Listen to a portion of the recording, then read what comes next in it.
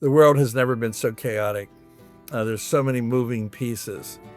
I think people are exhausted trying to stay on top of it. And it's not only we used to move at the world, not you're talking 50 years ago, moved at a totally different pace. People didn't work on the cell phones around the weekend. When you were abroad, you would send a message back, and maybe a month later you get an answer. Today it's instantaneous speed. Everything is instantaneous. Hi, everyone, and welcome to the Don't Do That podcast. I'm your host, Kelly Waltrich, and today, guys, is a special one. Today, I am joined by someone whose perspective on global events is truly unmatched. Jack Devine is the former director of operations of the CIA, where he spent more than 30 years running intelligence around the world. He's advised presidents, navigated geopolitical crises, and saw firsthand the global forces shaping the world we live in. Welcome, Jack. Thank you for inviting me to be in part of this program. Of course. I'm so glad you're here. Jack, for listeners who are probably asking themselves, why is Jack on the Don't Do That podcast? In 2024, you launched a groundbreaking intelligence platform designed specifically for wealth managers, giving advisors access to real geopolitical insights from seasoned intelligence professionals with the goal of helping the financial community cut through the noise. Can you tell us a little bit about that, the origin of it, and why you're bringing this intelligence to wealth management?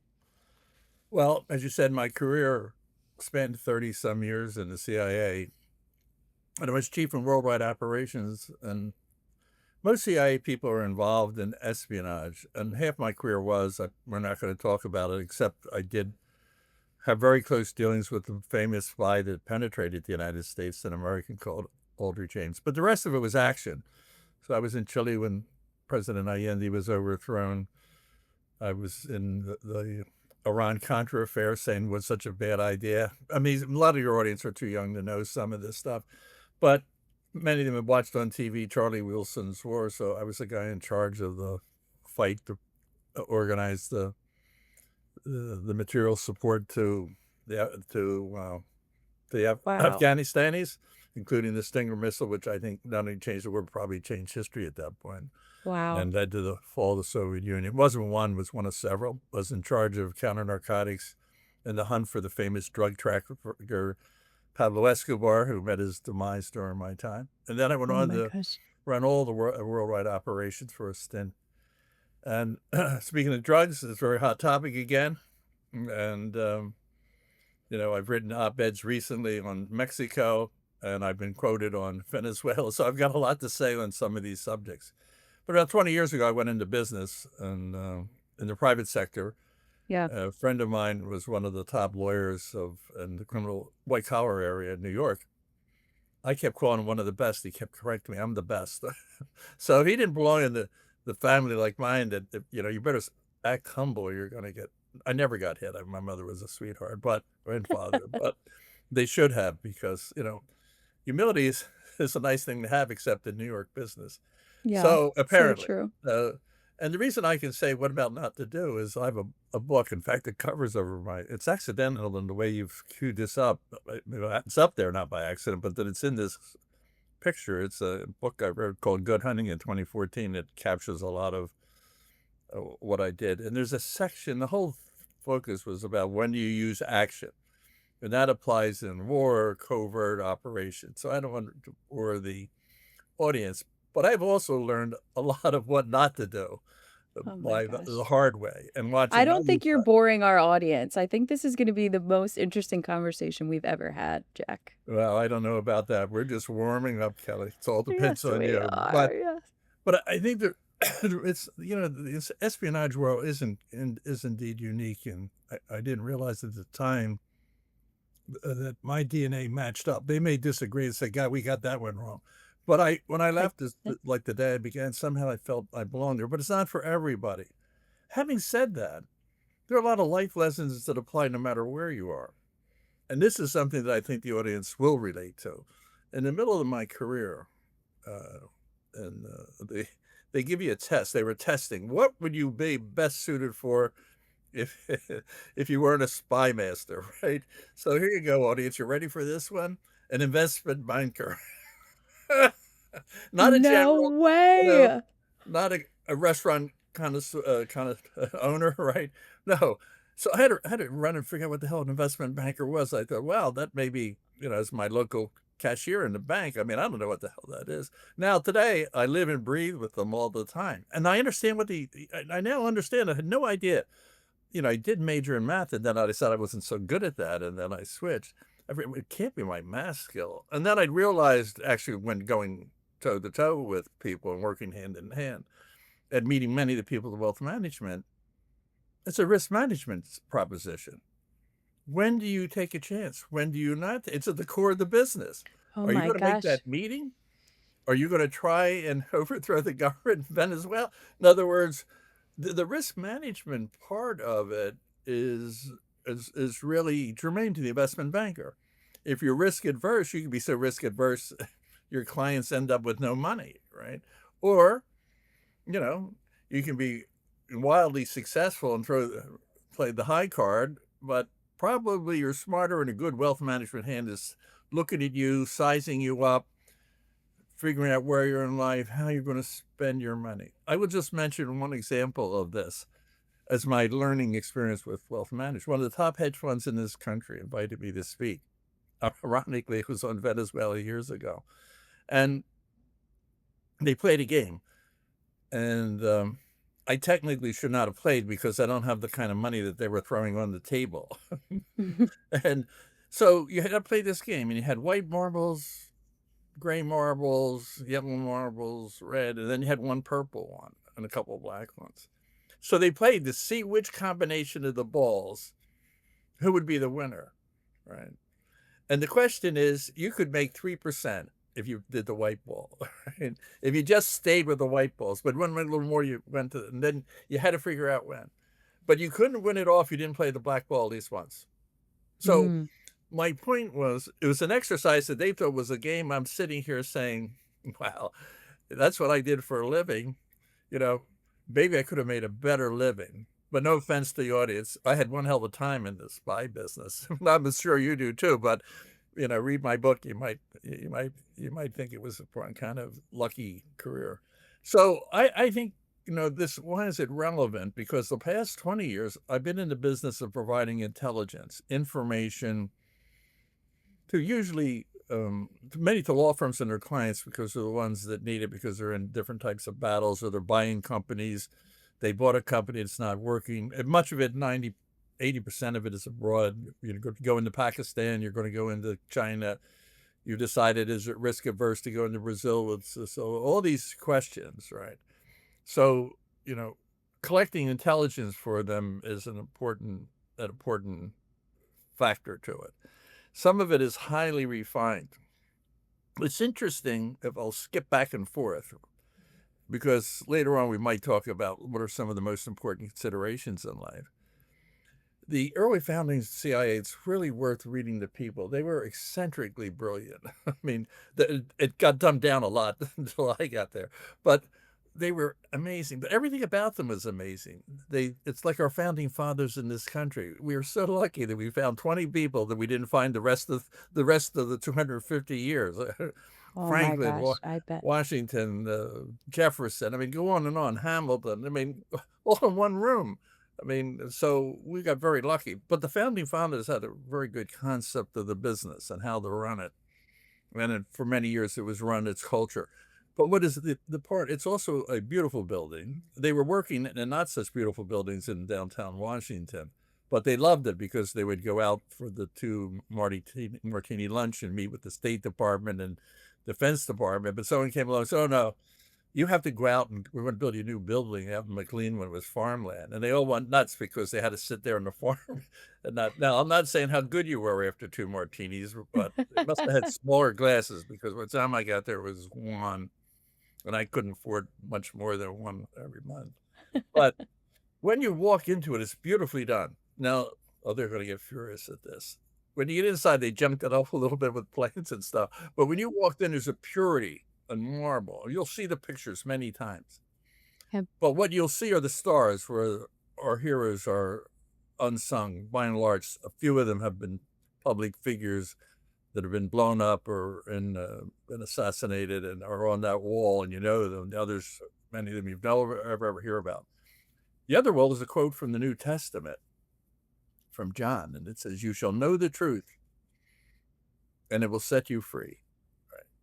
Why is that so powerful? What are we selling in here? What's CIA all about? And that Freedom, is you've been maintaining our created freedom. to collect information, to bring it to your customer, give it to them unvarnished or her. That's your mission. So everyone out there in the wealth management business and asset management, you know, what's a core principle? The core principle is you need to be really smart on your subject. You got to find the truth. Okay, and I'll get to that problem in a minute. But Okay. once you find that truth and you've got somebody across the table from you, you will be much more successful. You will keep more clients. If you are serious with candor, let's hope you throw in some good humor so you don't bore them to death.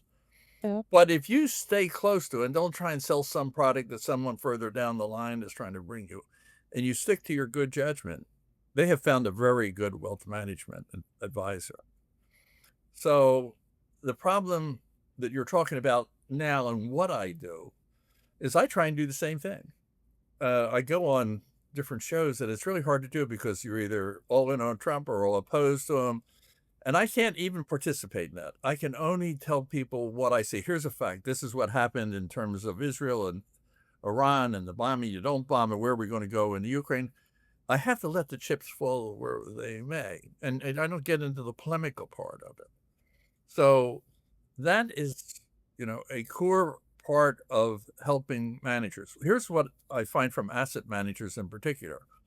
And that is, we've always worked in geopolitical. Always, we're not sitting out in the middle of the desert in Arizona, and we do, and we've had models out of the universities and all that, but they're not working anymore. And they're not working for a couple of reasons. One, they were academic principles, and the world has been totally turned upside down in the information business. AI, social media, it is so flooded. One of the big problems in CIA for the analysts isn't where they get information, is how the hell do I handle Yep. tons of information? Where's the truth? And Yeah. the second thing is, much of it is what I call conventional wisdom. I wrote what I thought was a very powerful, well, let me be not dramatic. God, I sound like someone I know. I wrote what I thought was a pretty good article in which I talked about the October 7th attack in Israel. And I said one of the problems was it really clearly did a superb job after the Hamas attack in going after Hezbollah. They had all their sources and all this. But then the reason they had a problem, and it's the biggest single problem intelligence people have, and I bet it's the biggest problem that wealth management people have, and that's called conventional wisdom. This is what we all think. We all agree, right? We're sitting here in the White House and we're sitting around the table, and this is what the Japanese are going to do, and this is what the problem is. That's what we think is going to Right. happen, and we reinforce ourselves. And you can manage that on a small scale, but when you now have social media, it is so self-confirming. Yes.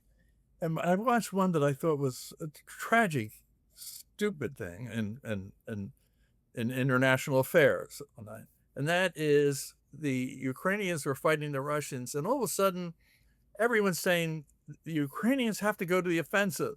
They have to attack. It's on TV. It's on radio. No, stop. Wait a minute. Who's telling you have to do that?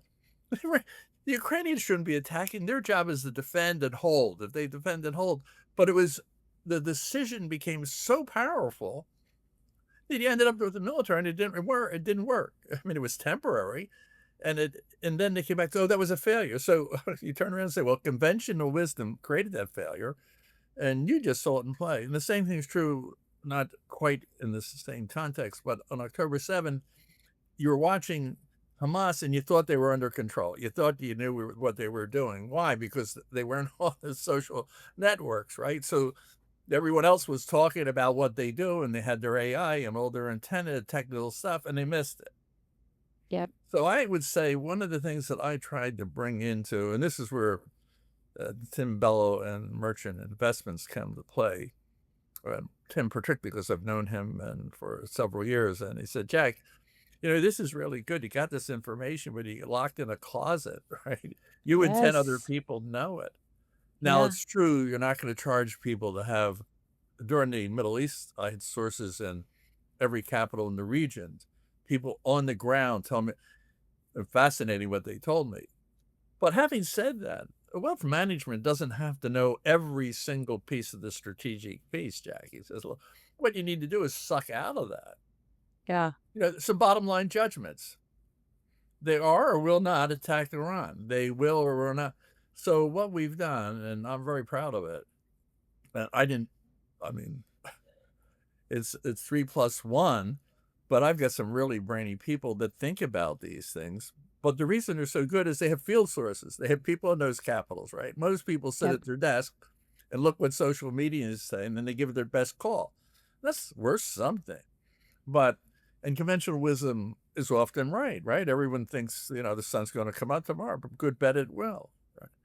So I think this is a product that we're getting it out into the wealth management world. I mean, and the wealth management person who wants to know, well, let me hear a little bit of unpoliticized information on different topics and how it may relate. You shouldn't invest on it, and you shouldn't read one article. You track things.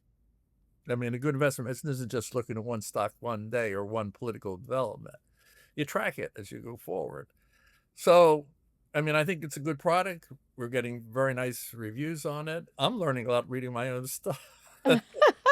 Okay, so No, let me they ask have to you. get by me if I want to give myself a pat in the back. In other words, they'll get the information. When we get the judgment, there's some benefit that I provide because I've been living this since Abraham Lincoln, so then I used to chat. So, but I'm just urging everybody, when you do investments, Warren Buffett, I read the book, I forget the title, it was 1,000 pages. When you look at him in an investment, he really just drills down, right? That's nothing get in the way of getting facts. Yeah. And I think that's where the most successful people that I see, they have this in common in the investment world. They really go for information. And the other thing that they have, who are the best ones? You say, oh, they're tough-minded. You know what they're really tough-minded about? The facts. In other words, they don't humor you. They don't humor themselves. Look, this is going to work out. In other words, they are tough. When you just think about Warren, how does he make a decision? It's facts-based. It doesn't matter who, what, when, where, or how. It is, where is it coming from? So I come back to that biblical statement, and it's, you get your facts right, you're going to be in a pretty good place. But you have to be very careful where you're getting involved. We go to Joe's bar once a week and we decide how, or the McLean Diner. Oh, I gave away a great secret where you'll find a lot of ex-people hanging out talking about the spy business 1,000 years ago. So it's where you go. Where do you get your sources? There's a lot of very good commercial material out there. The only thing you have to be careful of is they're written by well-studied people who follow this. But often when you get into the international arena, they don't have sources abroad. They're relying on public information, Yeah. where in our case, and so much today, the world is, even those that want to disconnect it, almost everything you do in life has some dimension, which people are learning now about rare earth. Who knew what the rare earth metals were 5 years ago? No one talked about it. Today it seems to be the rage. Don't overdo it, boys and girls, right? So anyway, that may be a little more than you wanted. That's perfect. I'm in awe, Jack, and I have so many more questions than we're ever going to get to today. But I guess so you're going through this exercise of trying to bring wealth management, this intelligence. Like, what can you give people a sense, your feeling on what does the average wealth manager or investment manager need to be aware of? Because my guess is that you're going through this business and you're spending time with the guys at Merchant and you're finding that this is not. Are you finding that it's a focus of the wealth managers that you're talking about? Are you finding that it's a gap? What are you seeing? I think most of the wealth managers, first of all, there's a lot of them, right? Yeah. It's a part of our segment. One of the things I'm really impressed with, and I know him, the John Langstein, he's invested, personally, like in making something happen. And he's helped the University of Texas develop a program, and you get a degree in wealth management. Yep. In other words, I think, and before you went in and you went into wealth management because you liked the finance, and then you knew a little of this and the bank, and you were self-educated if you were about the business. It is a real profession now. I mean, for those Yeah. who've been many years, they're real professionals. But there are some great people that are self-taught, right? But today, the idea that it's becoming professionalized and part of a degree, a degree program is, I think, very, very important. But when you start to get down to, and again, I've listened to a lot of wealth management people. I like talking to them. Sometimes I do what they say, but my bottom line shows that maybe I should listen more. But I think one of the things I find, they, and this is around, I must say I'm limited in this sense. I know Tim's, 140 hubs, the Yeah. people in them. I'll tell you what they have in common. You just sit in a room. You don't even have to talk to them. There's energy, right? They're really enthused about this business. They're really into it, and they're really serious about getting this right. And then you hear them talk, and you start to pick away, and you hear what they're saying. You really have to be on customer. What does this customer really want? How am I going to help that customer? Right? I mean, it's a dedication. It's a career. It's a mission. If you don't have it, it's like CIA. You walk into CIA and say, look, I think I want to go travel around the world and have some crimpets and donuts and coffee with the ambassador and chat about things. You have to have a sense of mission. Right. Because you'll be at the bottom 5%. You have to get out and say, I want to help my country. I want to collect intelligence. I find that same vigor. And you have a conference, 300 people. You can go from table to table. And I'm doing this to improve I'm trying to improve here. I'm trying to improve there. If you sit back and figure you're going to read the Wall Street Journal, and they come in and you say, well, okay, you want utilities? I'll give you. Here's some of the utilities. Oh, I just got this leaflet from some company. But the ones I'm running to, I don't run into anybody like that anymore. I mean, I had an experience I won't name them, when I first left the government. I had no money, but the following year I had little money. And I went to advisor, and I'm going to do a profile for $700, and we'll figure it out. And then when I started listening, they were actually selling their own products, right? I'm not meeting anybody like that. I'm not saying they're not out there. Right.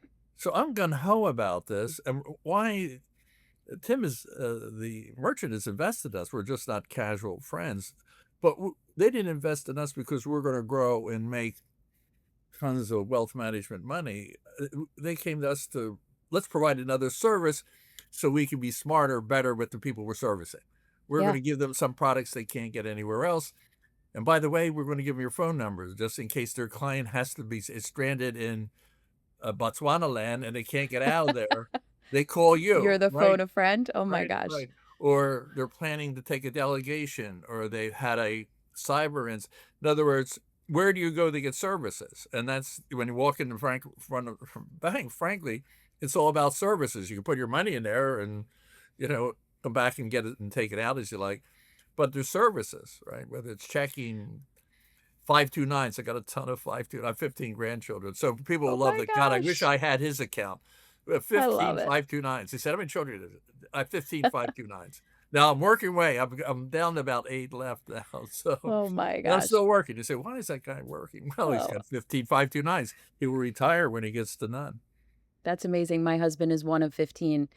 And so we have 52 nieces and nephews. Isn't that wild? Right, but I'll be impressed when you come and say I've got 52 529s. Oh my gosh, no, there's no chance. Okay, so how much? Again, these are the services you get. I mean, you go into and you talk about, well, how I've got a grandchild. I'm going to get educated. Well, what kind? Where? What kind? And you have to stay on top of it because 529s change. There's different things you can do with the money. And if you just have a client, it's in there, and you don't come back and say, well, I realize you got some high school kids and you got some problems there. You never can use the money.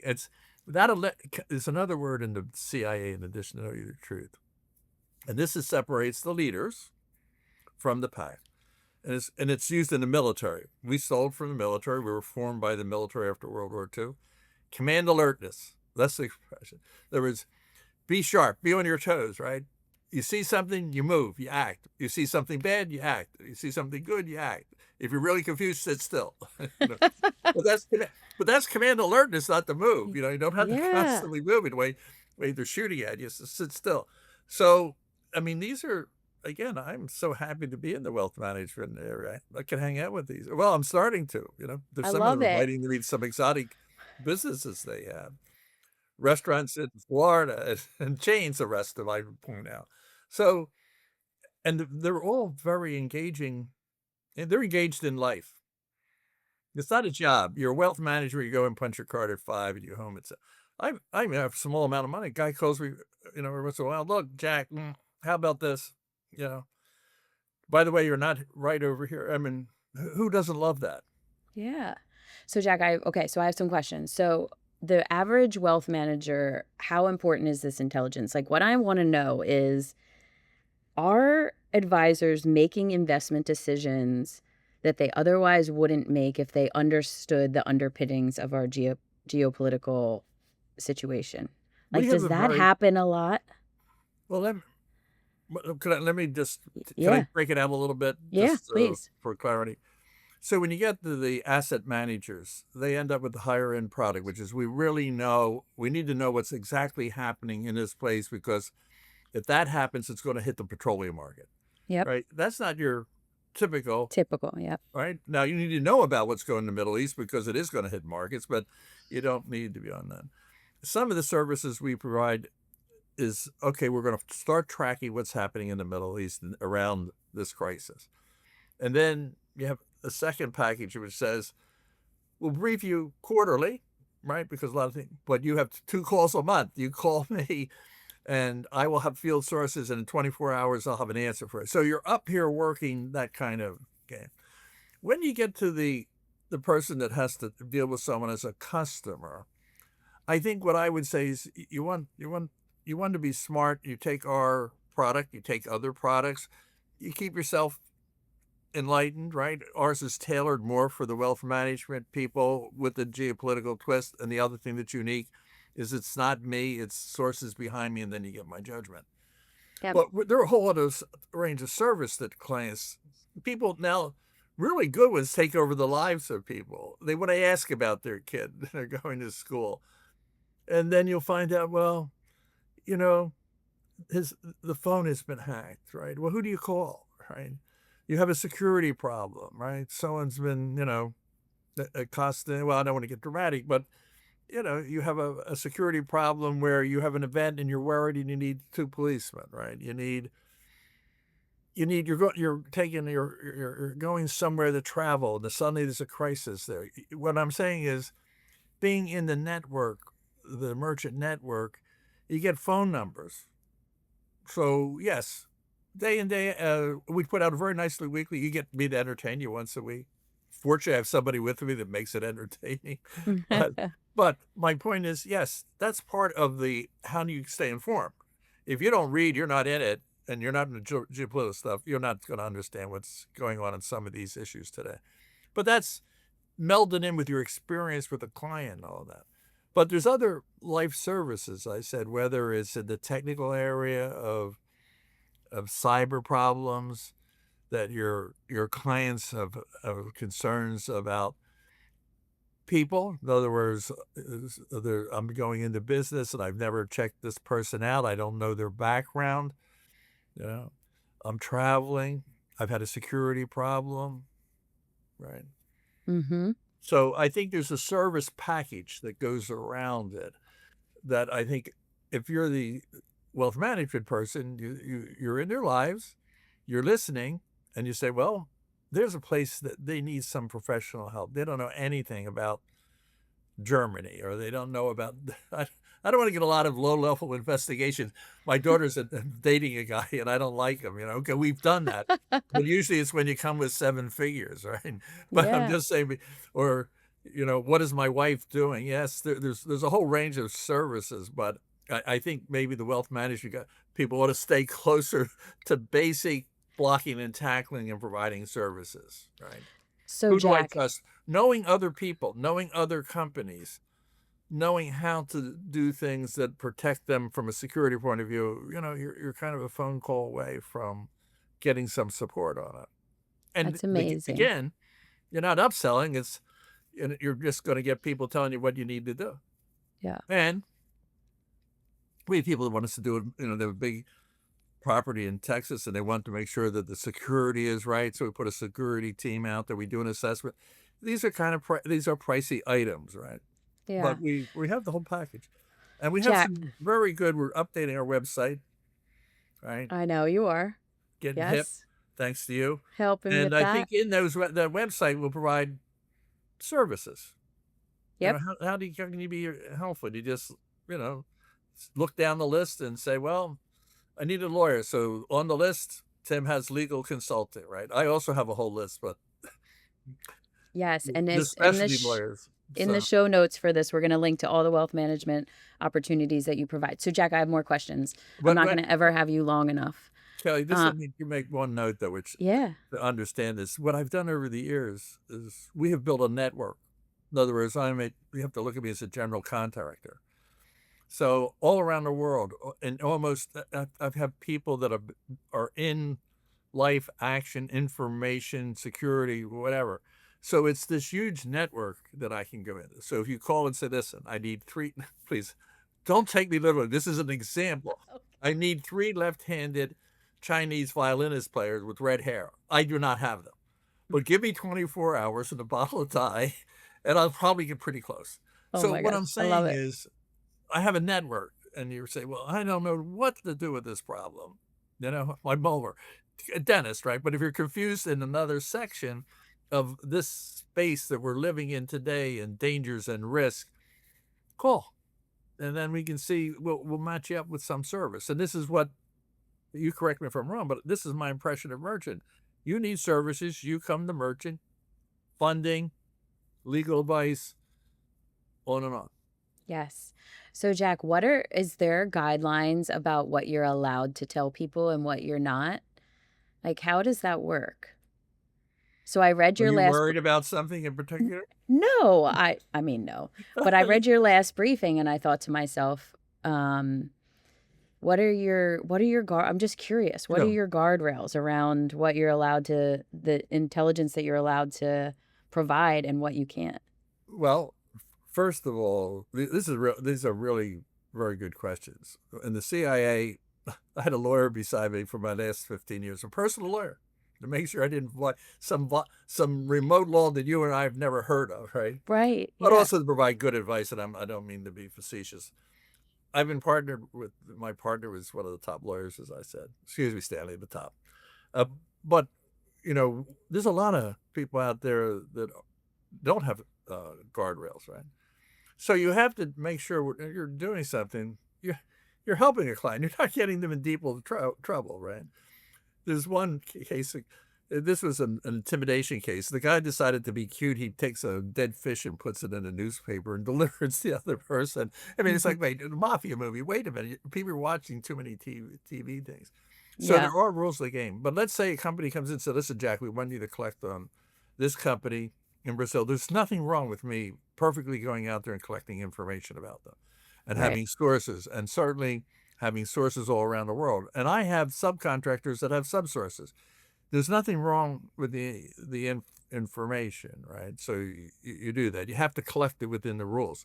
You better have legal oversight, right? So when you're doing these things. So if you ask me, I tell you what I get, right? I don't say, well, can't tell her that. She'll be embarrassed. You got to go back to that slogan. You tell the truth as candidly, seriously, people can accept the truth. Yes, you're right about your wife. I could have told you that when you came in and told me you were nervous.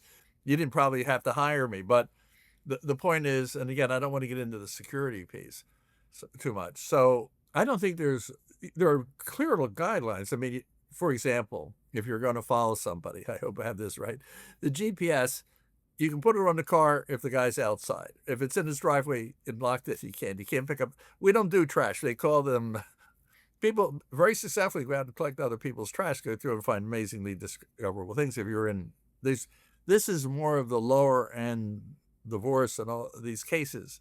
I'm not involved in that. There are 9,000 investigators in New York. they do all those matrimonials. Mine is really big fights with companies up here or collecting high quality information that can be democratized, as Tim was, brought into the marketplace. But everything I do has to be done according to the rules.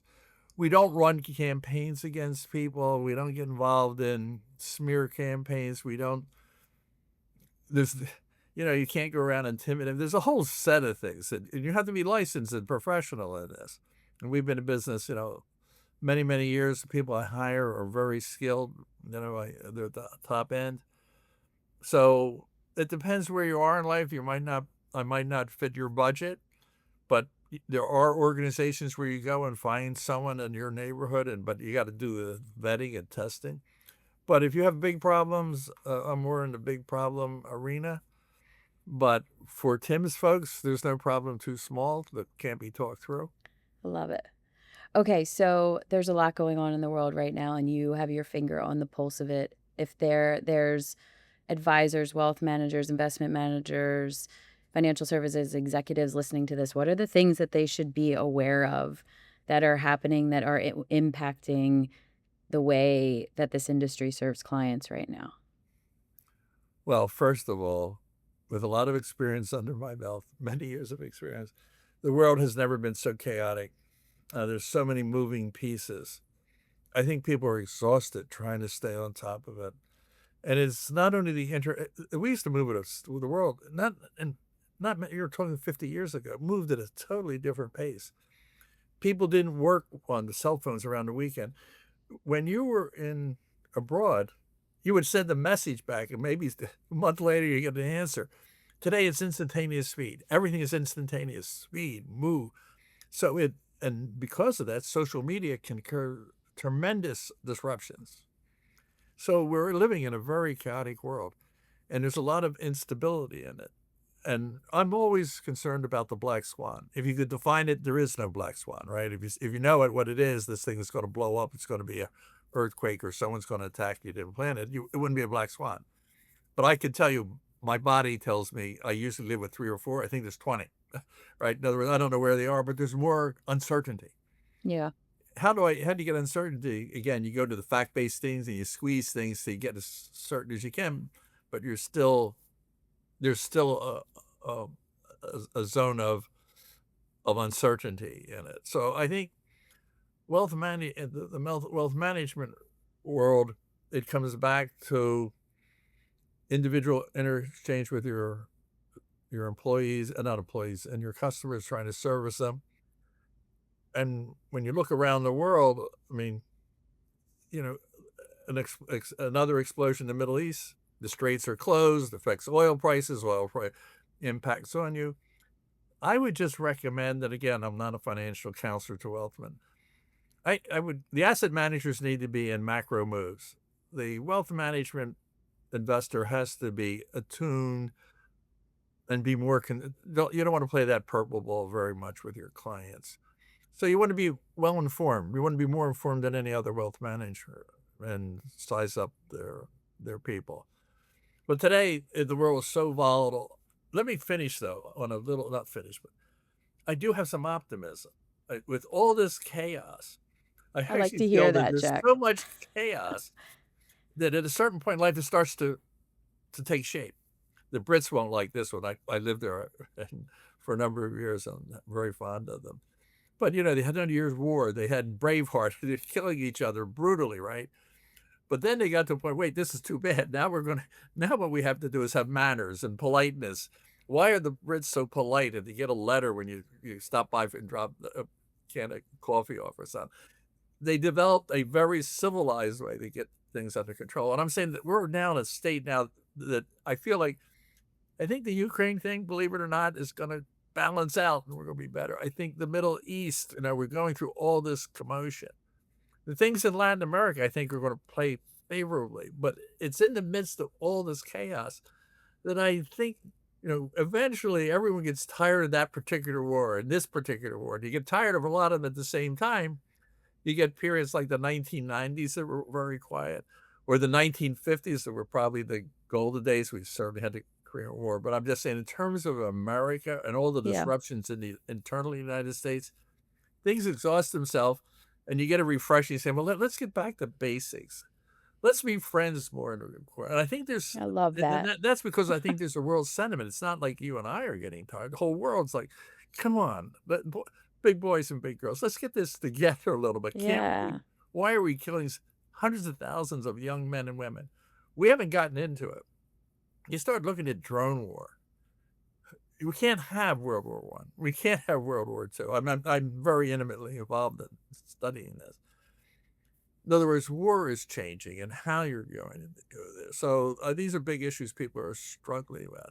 But we're at the wealth management world, but you're part of a bigger community. So I'm not saying the markets are going to any better. They look pretty hot to me. But I think America is going to be strong. I think there's going to be more peace in the world over the next decade. It doesn't look like it. And some of the nonsense will be squeezed out of it. What's our job? My job is to report to you every day my best call. Your job is to get in front of your customer and say, let me tell you what I think. I can tell you about whether this company is going to produce at 3 because I've studied 3% or 8%. And I would stay away from this because there's a lot of uncertainty in this particular technology arena right now. Maybe you don't want. I think we do our job in the small world. The big world will take care of itself in the collective because eventually, hopefully, we get a consensus among the wealth management. Wealth management be a great group to have in power. Why? Because they want to do well for everybody, right? Yeah. How do we make prosperity work, right? So they're not in the school. Let's have another good old war. I mean, look at the last decade, guys.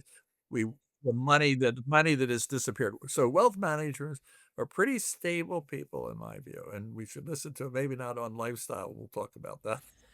No, I'm only listening Legends of You, but I'm just not. I can't go everywhere. Yeah.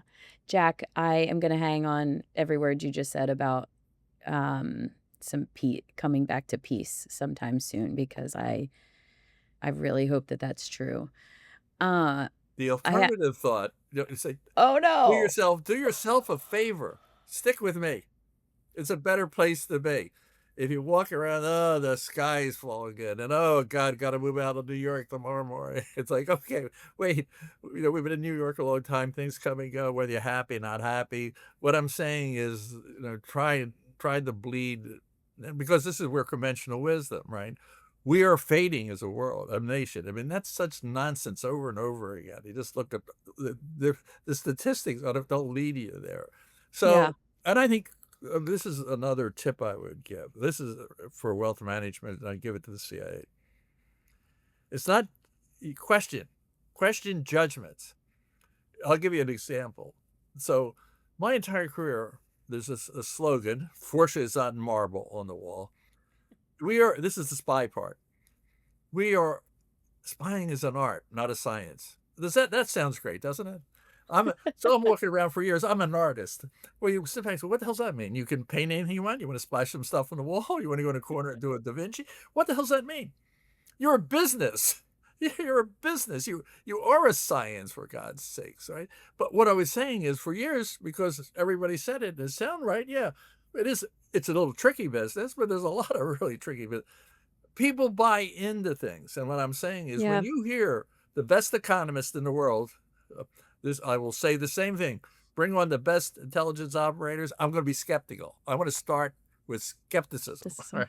I want to challenge every basic principle that this is going to happen to the market. This stock, go here, right? Buy tulips from Holland in the 1700s. Well, this is true though. Buy land in Florida, and it was a bust. But today, buy land in Florida, probably a good deal.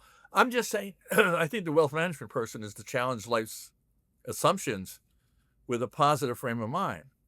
And then from that will flow, I think, some optimism. I love that. I want to get to our don't do that, but I have one more question for you before we do. Do you think there has been anything good about what social media has brought to the world? Oh, listen, I think there's great benefits from it. It's just, how do you control it? AI, forget it. Good, bad, indifferent, doesn't matter. We're going to have it. Yep. I'm waiting for a valet. I want a personal valet. I always thought that would be a cool thing where I could put my hands out and they put the French cuffs in and all this. Okay, I'm waiting for that. I think it's years out.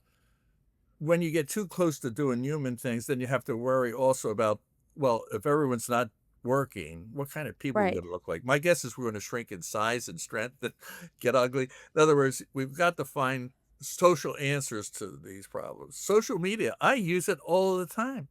I'm in there collecting. I believe in, not the internet, AI for tools, right? But Yeah. what I'm saying is it has a very destructive capacity to it. And it's hard to get your hands around it because it isn't like, oh, let's make everybody get a license. People are struggling at all levels, including the theological level, the philosophical level about how to deal with it. But that isn't to go back to the Stone Age. And even if you wanted to go up in, what was it, Iona or wherever, New York, where they had a colony at one point, you go off for the world. Somebody wanted to take CIA up to West Virginia so we didn't have to deal with Washington. I said, great. You know when the phone's going to ring? Never. You got to stay where the action is. So I would say challenge your information. Okay. I like that. I have 2 toddlers and I worry about the future with social media. There's some wild implications Yes. for lots of things, including how children grow up. So Yeah, I think about that a lot. I think that's probably the biggest social issue we have. Yeah. It's extremely destructive, and somewhere in life, we have to get a consensus of responsible behavior, Yep. and with our leaders and how we are going to behave for the common good. And we've gotten way too individualistic about what's good for me, and not that consensus isn't as well formed as it should be right now. Yeah. Whatever that consensus is, it's not. Yeah. It's chaos now. Yeah. All right, Jack, one more question and then you don't do that. What is the coolest operation you were ever a part of? The thing that you are most proud of that you dream about to this day? What was it?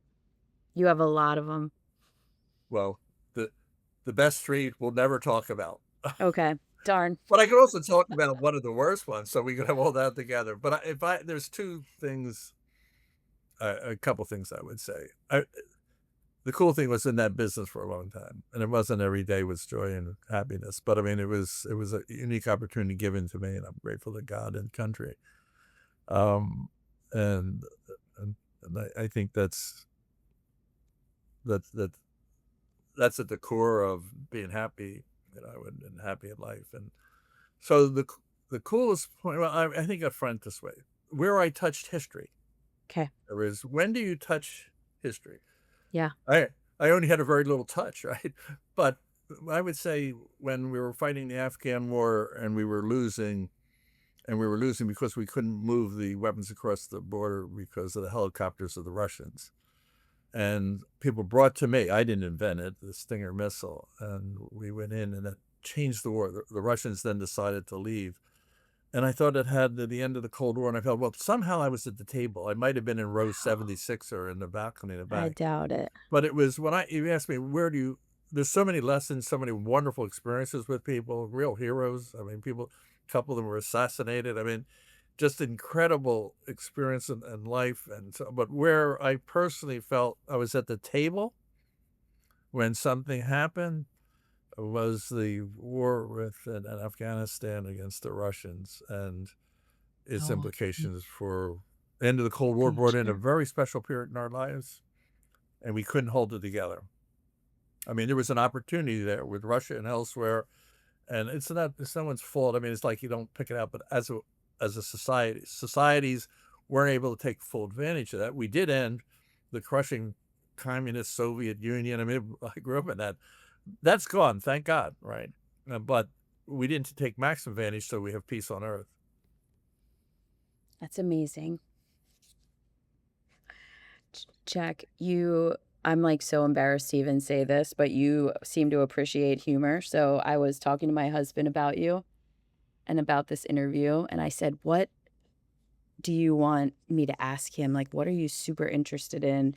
And he gave me a bunch of real answers, of which we've talked about today. And then he gave me one not so real answer, and he told me to ask you, where is Jack Bauer from 24? Did you ever watch that show No, I about the did. CIA? I didn't want. Let me do two. I watched 24, and I never understood why it took so long to get it done.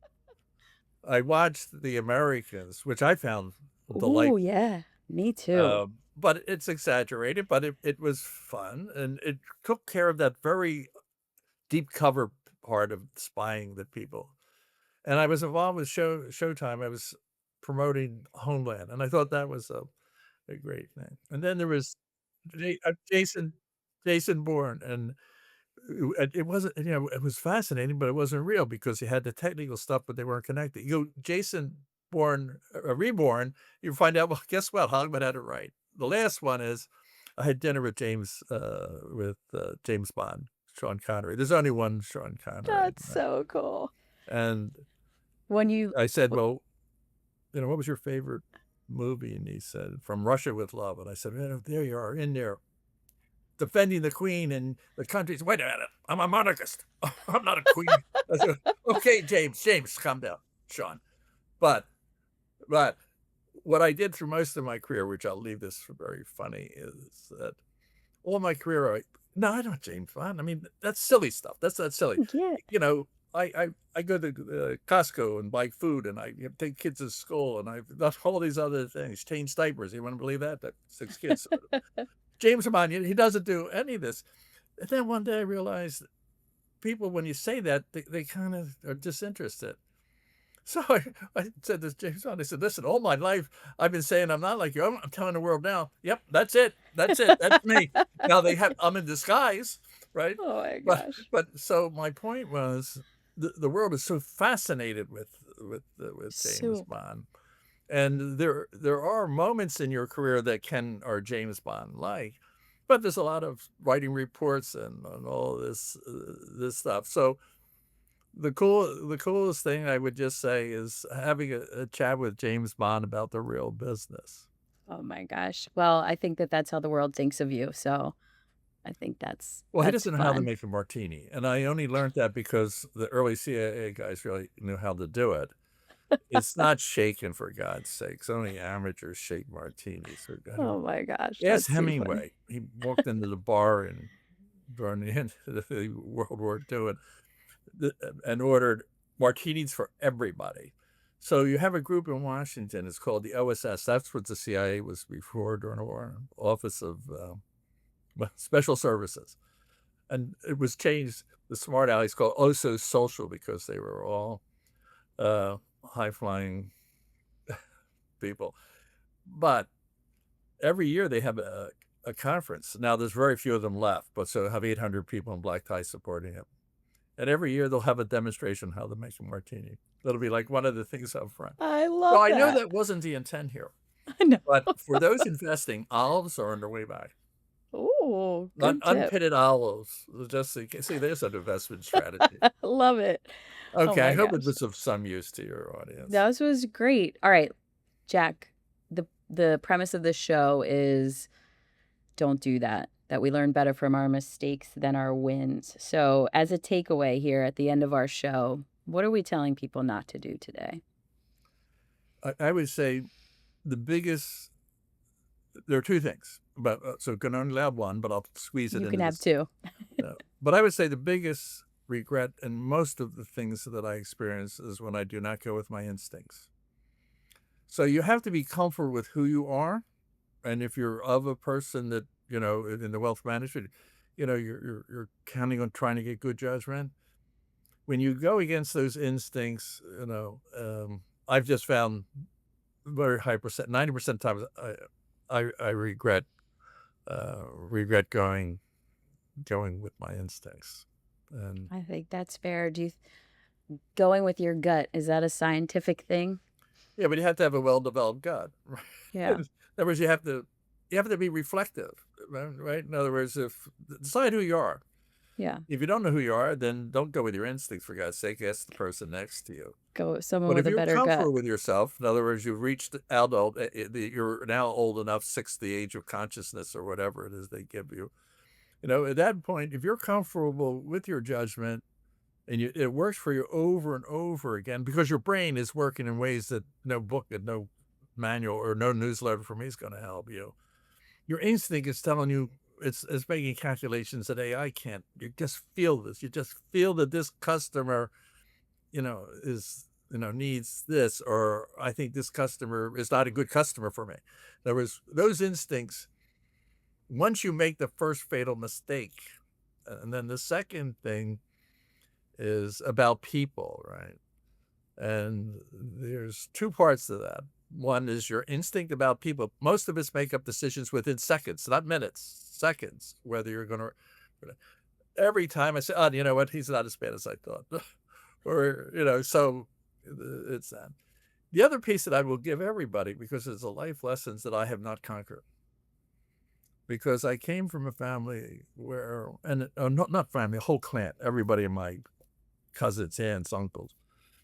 And it wasn't humble. I promise it's not in every person, but I think I underestimate where I make mistakes are the egos of people. And you'll have someone working. And when I was at the top of the service, people would come to see me on their way out. If they were a general, a flag rank person, and they'd come out and they'd say, yes, I'm leaving. And they're not happy. And I figured, why are you not happy? So, well, I'm leaving as a 1-star general. I should have been a 2.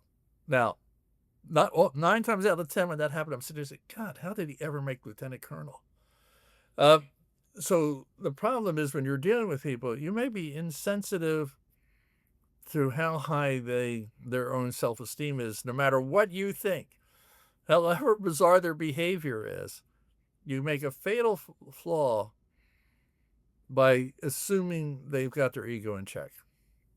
Now, how do you take that to the bank? Well, maybe if you're dating, it might be handy to come in if you're getting a business partner. But I think if you're dealing with customers at all, you need to have a handle on that. And you may be right, but the other person's going to pick up on maybe you're not as attuned to just how gifted they are. How was that for that's 50 that's cent? perfect. That's perfect. And it's egos is an interesting topic for financial services. You and I could have a whole another conversation about that. Yeah, but isn't I'll give another thing that I thought I was going to be selected instead of as a psychiatrist, because I spent a lot of my time. But I thought, wealth management, I mean, half of it is being a psychiatrist, right? It's yes, very much so. Sizing up people. And do you know where it starts? I had a good friend. I will not mention him because everybody knows he's my dear friend. He is the best analyst of people, with the exception of one person. You know who that is? Who? Himself. He's phenomenal. But when he looks at himself, he doesn't even know who he is. It's an amazing thing. But I would say wealth management, part of it is just, you can't make yourself one. Maybe you can read some Psychology for Dummies book. It helps some tips if the person's folding their hand and they're moving away from it. Maybe it's not a good sign. Or they've fallen asleep. I've had a couple of people fall asleep in the director's office when he was talking. That's not a good sign. So then I switched and speak louder.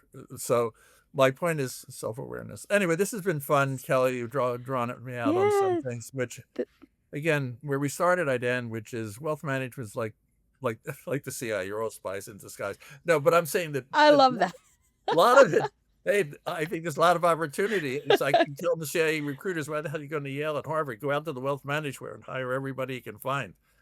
But it is about some of those skills, sizing up people, candor, getting the information, caring about them. I mean, and people know it. I mean, that's why you'll see the successful ones have the same characteristics. I love going to these conferences.